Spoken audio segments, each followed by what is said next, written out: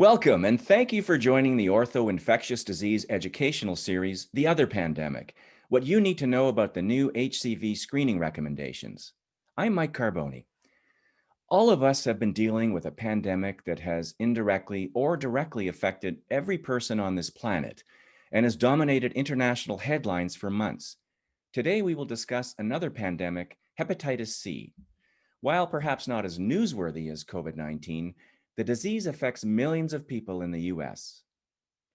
The goal of today's program is to share and educate you on the recent CDC guidance and best practices for HCV screening. To tell us about this, it's my pleasure to introduce Dr. Ron Carlton, PhD and Clinical Science Liaison at Ortho Clinical Diagnostics. Dr. Carlton. Thank you so much, and thank you all for attending this program regarding these recent CDC screening guidelines. I'd like to start up the program today with 3 learning objectives. After attending this program, participants will be able to first understand the latest statistics around hepatitis C, including history, prevalence, and patient demographics. 2, understand the new CDC recommendations for HCV screening. And 3, explain the CDC algorithm and the associated test result interpretations that go with that. Thus, as an introduction today, and from an infectious disease perspective, even though COVID-19 takes center stage in the US, we do have an epidemic of hepatitis C infections, and it's ongoing as reported in the National CDC Surveillance Data Center. So a little bit about hepatitis C. It's characterized by inflammation of the liver and can seriously damage its function. While heavy alcohol use, toxins, some medications, and certain medical conditions can all cause liver disease, hepatitis C is a viral infection. The hepatitis C virus is typically transmitted through bodily fluids with contact from an infected person. While not as notable as COVID-19 or other pandemics, hepatitis C is a pandemic affecting about 2.4 million adults in the United States. And globally, an estimated 71 million people have chronic hepatitis C infection. Currently, there is no effective vaccine against hepatitis C. However, research in this area is ongoing. And while the awareness has improved over the last few years, almost 40% of people who are infected are not aware that they've had the disease and thus don't seek treatment, and it ends up resulting in chronic disease. In fact, the majority, up to 85% of HCV cases are chronic infections. Now, it's important to note that most people with hepatitis C are asymptomatic, and they can remain asymptomatic for many years. Patients move through what is cited as the 4 phases of the hepatitis C disease process. There's an acute phase, a chronic phase, cirrhosis, and then lastly, organ failure. Since the majority of cases are chronic, hepatitis C can be a lifelong infection if left untreated. Chronic hepatitis C can cause serious health problems, including liver damage, with 10 to 20% developing cirrhosis, liver cancer, and even death. In fact, hepatitis C is the leading cause of death from liver disease. The degree of liver damage is used to guide treatment decisions and the management of the disease state. With respect to treatment of hepatitis C, there have been some major improvements for what we call DAAs, or the direct-acting antiviral medications. And in 2016, the FDA approved a number of these combination of drug approaches which block virus replication as well as help induce clearance of the virus. And the good news is that over 95% can be cured with an oral therapy of only 8 to 12 weeks. But of course, one may ask the question, what do we mean by cured? The ultimate goal in reducing all-cause mortality of hepatitis C through treatment is achieving the SVR, or a sustained virologic response. What that means is that the amount of hepatitis C in the virus in the body is so low that it can't be detected in the bloodstream at 12 to 24 weeks after the patient completes a prescribed therapy. Now that you have some idea about the negative impact HCV can have on the population and people's lives, I want to share with you some recent trends of the disease. If we track the new hepatitis C cases in the US since 2005, there's been a significant fourfold increase. And while historically we've typically have screened more elderly people, those born between 1945 and 1964, they are 5 times more likely to have HCV than the general population.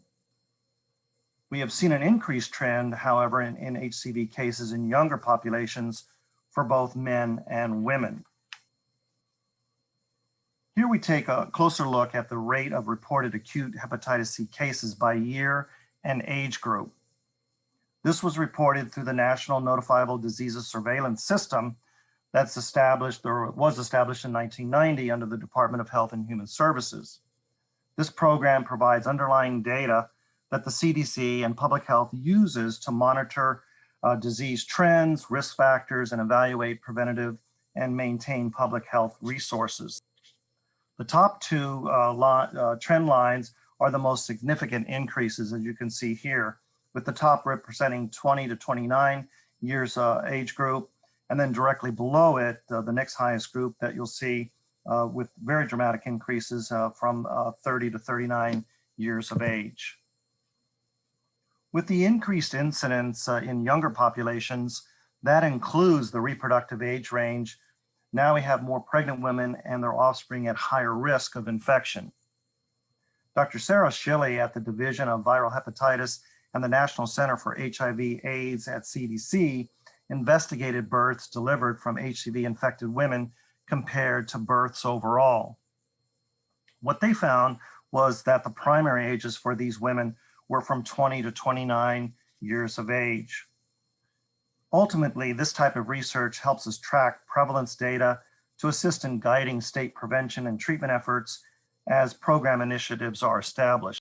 So with these disease trends in mind, you can see how the CDC screening has evolved since the first guidance in 1991 to screening all baby boomers because of the increased infection rate, and today in 2020, recommending that all adults be screened.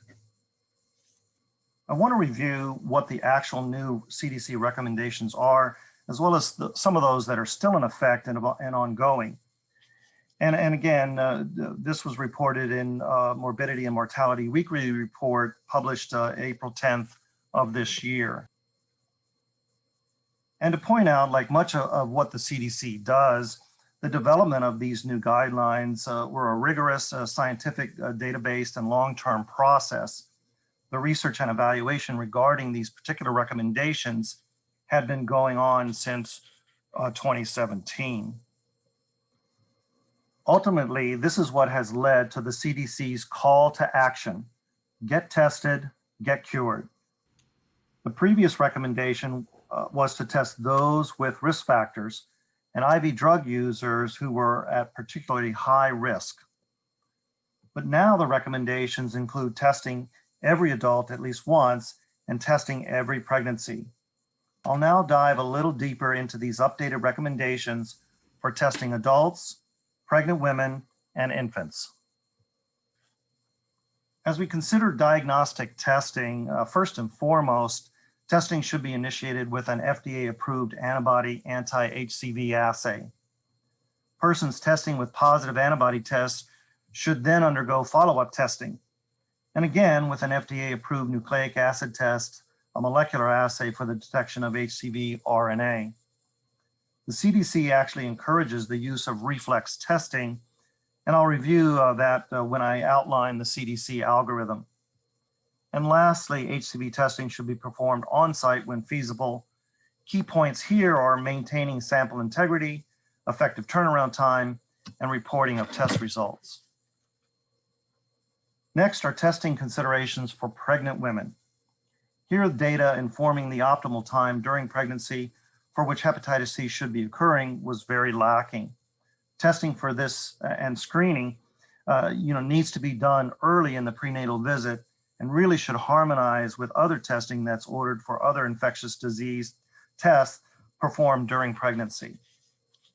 For thorough and effective obstetric care, ACOG, or the American College of Obstetrics and Gynecologists, also recommend, for instance, screening for HIV or syphilis, gonorrhea, chlamydia, and hepatitis B.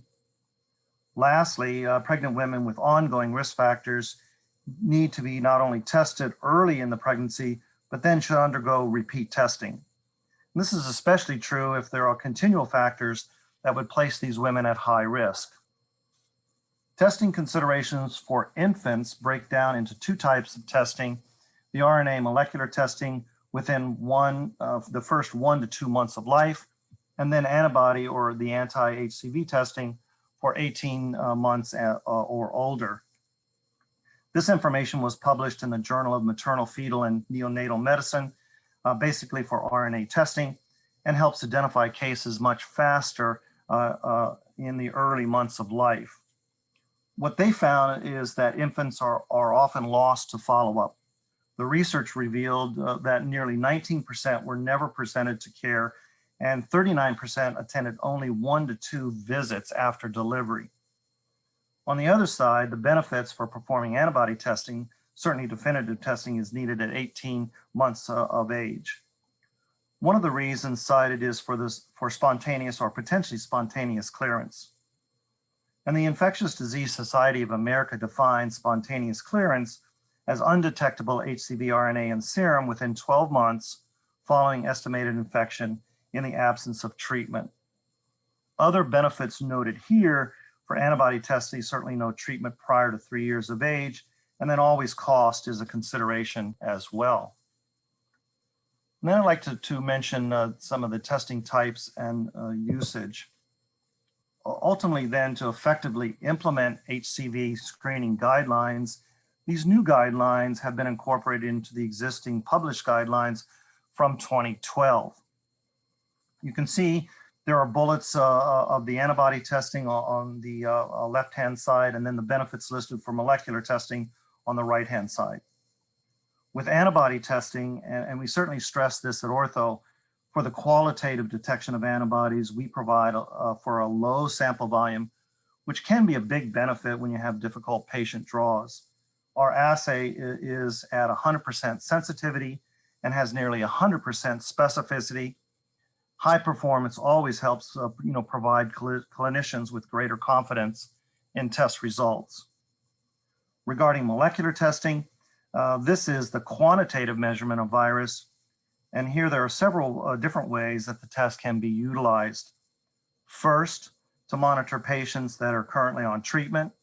Second, to detect reinfection of HCV antibody positive patients that may have had previous spontaneous clearance. And third, patients with a negative antibody test who are either potentially immunocompromised or may have been potentially exposed to HCV within the last 6 months. As mentioned earlier, the CDC has a testing algorithm that was published a number of years ago. However, it still stands and is recognized today. This is what laboratories advocate and subsequently use as we provide test results for clinicians. And then thus they in turn make critical decisions about which patients get tested. Following through the flow diagram, you can see at the top, we start off with the HCV antibody test. If it's negative, then you have a non-reactive situation in which no antibody is detected, and then you could stop at that point. However, if the antibody test is positive or considered reactive, then what the CDC advocates and recommends is to perform reflex testing. As I mentioned here, the molecular test is detecting the HCV RNA. Should those test results be negative, not detected, then there's no current HCV infection. You may stop again at that point. But in some cases, patients are monitored if there are ongoing risk factors. If the HCV RNA is positive, then you've detected the virus, and then you have a current HCV infection, and that's where physicians decide what the appropriate treatment protocol would be initiated, for those patients. Therefore, in summary, to circle back to our original learning objectives, hepatitis C certainly is a public health priority. We see the prevalence is high in many parts of the country and increasing incidence rates.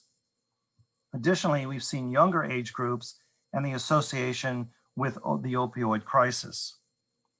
Per the guidelines, universal screening is cost-effective and feasible to implement at or above a prevalence rate of 0.1%.